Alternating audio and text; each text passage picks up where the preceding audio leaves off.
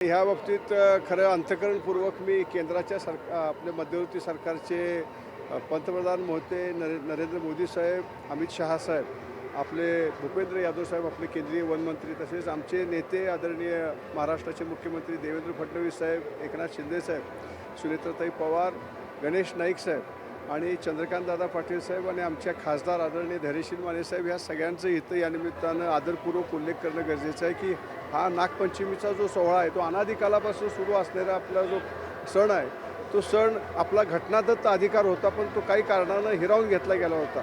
23 वर्ष आपली नागपंचमी बंद होती. ती जिवंत नागाच्या पूजेची जी आपल्या नागभक्तांची, भाविकांची जी एक अपेक्षा होती, ती अपेक्षा या निमित्तानं आपण मार्गी लावली. मागच्या वर्षी 21 आमच्या सहकार्यांना आपण नाग पकडण्याची आणि नागाच्या प्रदर्शनाची परवानगी दिली होती. आता ह्यावेळेस 41 आपले सहकारी जे आहेत त्यांना या निमित्तानं आपण नाग पकडण्याची आणि त्याच्या प्रदर्शनाची आणि या माध्यमातून जागृती होते आहे. यामार्फत आपली परंपरा जपली जाते आहे. आपला जो आध्यात्मिक असणारा वारसा आहे तो वारसा इथं या निमित्तानं गोरक्षनाथ महाराजांचा, अंबामातेचा इथे आपण लोकांच्या समोर सांगतो आहे. आणि ह्यातनं मी खऱ्या अर्थानं 32 शिराळ्याच्या सर्व सहकाऱ्यांना आवाहन करतो. नगराध्यक्ष साहेबसुद्धा माझ्याबरोबर इथं आहेत की अतिथी देवो भव ह्या पद्धतीनं येणाऱ्या पाहुण्याला आपण आपलंसं करा. या पाहुण्यानं जाऊन बाहेर सांगायला पाहिजे की बाबा अशी नागपंचमी तुम्ही येऊन बघा. आणि जसं नॅशनल जॉग्राफिकमध्ये किंवा वेगवेगळ्या असणाऱ्या आंतरराष्ट्रीय न्यूज चॅनलमध्ये आपल्या नागपंचमीची वंदता होती, तशा पद्धतीनं एकदा जर परत एकदा तशी बातमी आपली पसरली तर हे एक आंतरराष्ट्रीय शहर होऊ शकेल. म्हणजे ग्लोबल रिलिजियस टुरिझम ज्याला आपण म्हणतो तशा पद्धतीचं एक आध्यात्मिक पर्यटनाचं शहर म्हणून 32 शिराळा प्रसिद्ध होऊ शकेल. आणि एकदा का तुम्ही आध्यात्मिक पर्यटन स्थळाच्या संज्ञेमध्ये गेला तर तुम्हाला सुविधा ज्या मिळणार आहेत, तुम्हाला ज्या असणाऱ्या सुविधा आहेत त्या वर्ल्ड क्लास सुविधा मिळू शकतात. इथं भक्तनिवास होतील, इथं वेगवेगळ्या पद्धतीनं अन्य पायाभूत सुविधा होतील, इथं अन्य असणाऱ्या ज्या काही व्यवस्था आहेत की ज्या व्यवस्था करणं गरजेचं आहे. पंढरपूरचा आराखडा हा 1200 कोटीचा आलेला आहे. आपण जर अशाच पद्धतीनं ह्या नागपंचमीची जर परंपरा आणि ह्याचा प्रसार जर करत गेलो तर का जाणो उद्याच्या काळामध्ये आपल्या गावाचा सुद्धा आणि परिसराचा सुद्धा, या शहराचा सुद्धा तशाच पद्धतीचा विकास आराखडा तयार व्हायला काही वेळ लागणार नाही. आणि म्हणून माझी या निमित्तानं ही आव्हान वजा विनंती आहे. मला विधिमंडळामध्ये काम करण्याची संधी मिळाली आणि गोरक्षनाथ महाराजांनी, अंबामातेनं आणि ह्या नेत्यांनी सर्वांनी ही नागपंचमी या निमित्तानं 32 शिराळ्याच्या वासियांची एक अपेक्षापूर्तीसाठी ती या निमित्तानं मंजूर करून दिली. त्याबद्दल मी मनापासून त्यांचे आभार व्यक्त करतो.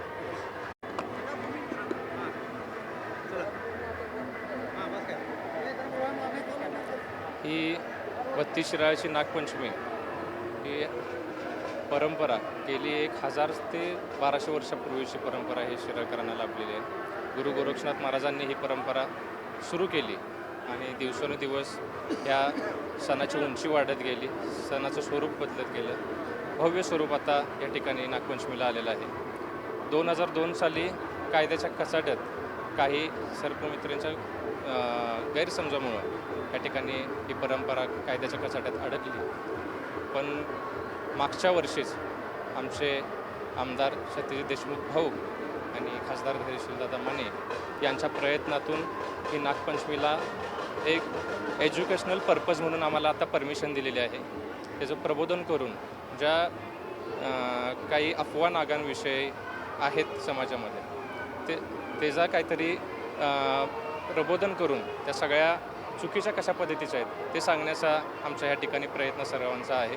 निश्चितपणे येणाऱ्या काळामध्ये आमच्या सगळ्यांच्या प्रयत्नामुळं, सत्यजित देशमुख भाऊंच्या प्रयत्नांमुळं येणाऱ्या काळामध्ये आपल्याला आणखीन गतवैभव या नागपंचमीला प्राप्त झालेलं निश्चितपणे येणाऱ्या काळामध्ये दिसेल. एवढंच या निमित्तानं मी तुम्हाला सांगतो आणि थांबतो. जय हिंद, जय महाराष्ट्र. 32 शिराळ्यामध्ये ज्यांच्यामुळे जिवंत नाग बघायला पुन्हा शिराळकरांना संधी मिळाली ते आमदार आपल्याबरोबर सत्यजित देशमुख आहेत. भाऊ, मला सांगा, तुमच्या प्रयत्नाला यश आलेलं आहे. जिवंत नाग बरीच वर्ष गेली 23 वर्ष झाली शिराळकरांना बघायला मिळत नव्हतं. तुमच्या प्रयत्नामुळे बघायला मिळालं. कसं बघताय या संपूर्ण घटनेकडं? आज नागपंचमी मोठ्या उत्साहाच्या वातावरणात साजरी होत आहे. मी मनापासून परत एकदा गुरु गोरक्षनाथ महाराजांचं, अंबामातेचे इथं या निमित्तानं ऋण निर्देश करतो की त्यांनी आशीर्वाद दिला. देशाचे पंतप्रधान आदरणीय नरेंद्र मोदी साहेब असतील, अमित शहा साहेब आपले देशाचे गृहमंत्री साहेब असतील, भूपेंद्र यादव आपले वनमंत्री साहेब असतील, आमचे नेते आणि महाराष्ट्राचे मुख्यमंत्री आदरणीय देवेंद्र फडणवीस साहेब असतील, उपमुख्यमंत्री महोदय आदरणीय एकनाथ शिंदे साहेब असतील, सुनेत्राताई असतील, गणेश नाईक साहेब असतील, चंद्रकांत दादा असतील आणि धैर्यशील माने साहेब असतील, या सगळ्या मंडळींनी सातत्यानं आम्ही त्यांच्याकडे तगादा लावायचो. आणि सगळ्यात महत्त्वाचं म्हणजे विधिमंडळाचं जे लक्षवेधीचं असणारं आयुध आहे ते आयुध आम्ही वापरलं. आणि त्या आयुधामध्ये आम्ही या निमित्तानं मांडायचा प्रयत्न केला की अनादिकालापासून सुरू असणारी ही गोरक्षनाथ महाराजांची परंपरा आहे. अलख निरंजन म्हणून आशीर्वाद दिला आणि मातीच्या नागाचं रूपांतर हे जिवंत नागामध्ये झालेलं आहे. आणि त्यानंतर खऱ्या अर्थानं या शहराला आंतरराष्ट्रीय दर्जा होता. नॅशनल जॉग्रफिकपर्यंत ह्या नागपंचमीची माहिती गेली होती. आणि मधल्या काळामध्ये 2002पासनं काही तांत्रिक कारणामुळं काही अन्य अडचणीमुळं आपल्याला जिवंत नागाचं या निमित्तानं प्रदर्शन करता येत नव्हतं. आणि ही खंत 32 शिराळ्यातील सर्व तमाम नागरिकांची होती. मागच्या निवडणुकीच्या वेळेससुद्धा ज्यावेळेस आम्ही सगळी मंडळी एकत्रित आलो आणि इथे खूप मोठी सभा झाली त्यावेळेस देशाचे नेते अमित शहा साहेबांनी सुद्धा इथे या निमित्तानं सांगितलं होतं की या असणाऱ्या नागपंचमीची परंपरा परत एकदा सुरू करेन आणि नंतरच्या काळामध्ये 21 प्रायोगिक तत्वावरती पासेस देऊन नाग पकडण्याचे त्यांनी जागृतीसाठी, अभ्यासासाठी आणि धार्मिक परंपरेचे जतन करण्यासाठी म्हणून त्याची परवानगी दिली. आणि यावर्षी त्याच्यावर कडी म्हणून आणि त्याच्या पुढचं वन खात्याचं आणि गृह खात्याचं तंतोतंत नियमाचं पालन आपल्या असणाऱ्या 32 शिराळावासियांनी केलेल्या मागच्या वर्षी.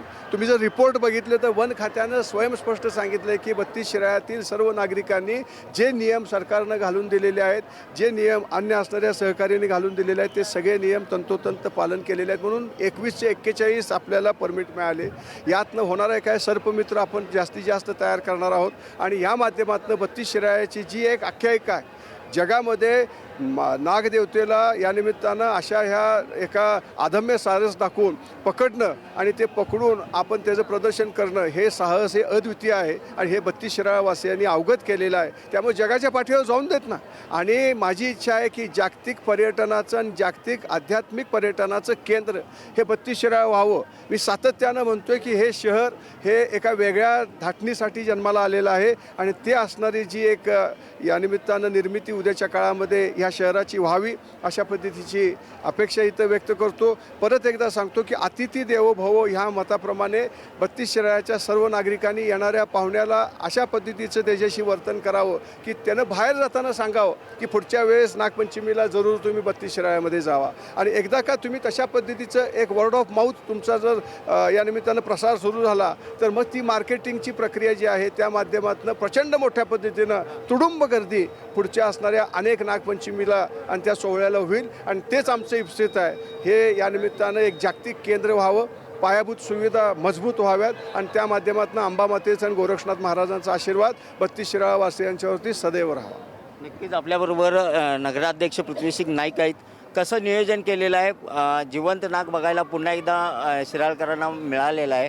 कसं बघताय संपूर्ण घटनेकडे आणि काय नियोजन केलं आपण नगराध्यक्ष आहात? जवळपास गेल्या 1 महिन्यापासून सगळ्या विभागांच्या शासकीय बैठका आयोजित केल्या होत्या. त्यामुळे प्रत्येक विभागाला चांगल्या पद्धतीनं ह्यावेळी नियोजन आपण वाटून दिलेलं. ह्यावेळी पर्यटकांची किंवा भाविकांची काही गैरसोय होऊ नये म्हणून देखील नगरपंचायतच्या माध्यमातून भरपूर सुविधा या ठिकाणी आपण केलेल्या. जशा की पाण्याचे टँकर असतील ते नगरपंचायतच्या माध्यमातून आपण ज्या ठिकाणी गरजेचे आहेत त्या ठिकाणी केलेल्या. आणि गेले 10 दिवसापासून चांगल्या पद्धतीनं या शिराळ्याची साफसफाई करून घेणं,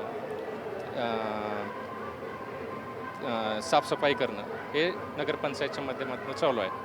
आणखीन बघायला गेलं तर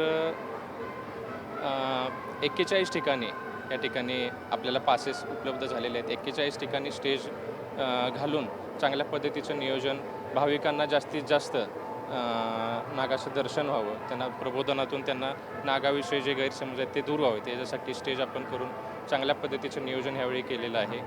त्यामुळं कुठल्याही नागरिकाची गैरसोय होऊ नये यासाठी भरपूर प्रयत्न केलेले आहेत. आता मोबाईल टॉयलेट असतील ते सुद्धा जागोजागी ठेवायचा आमचा प्रयत्न झालेला आहे.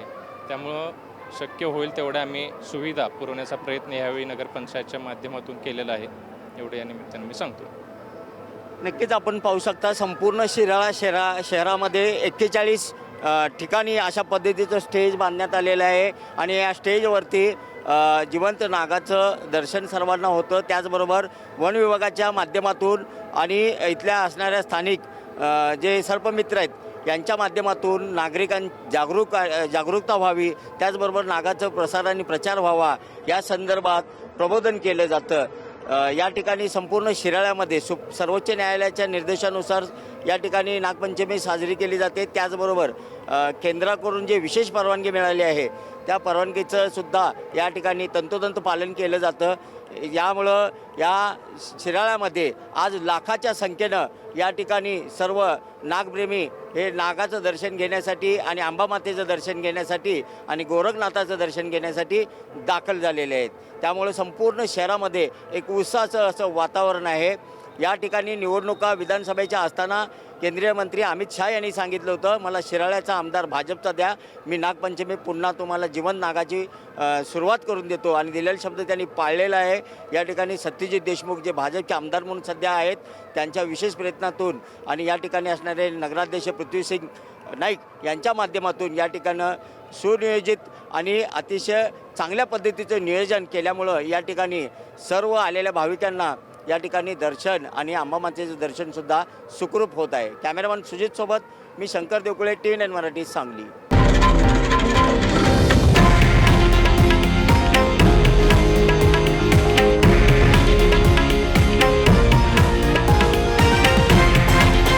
हे आहे देशातील नंबर 1 न्यूज नेटवर्क आणि आपण पाहत आहात TV9 मराठी, एकमेव.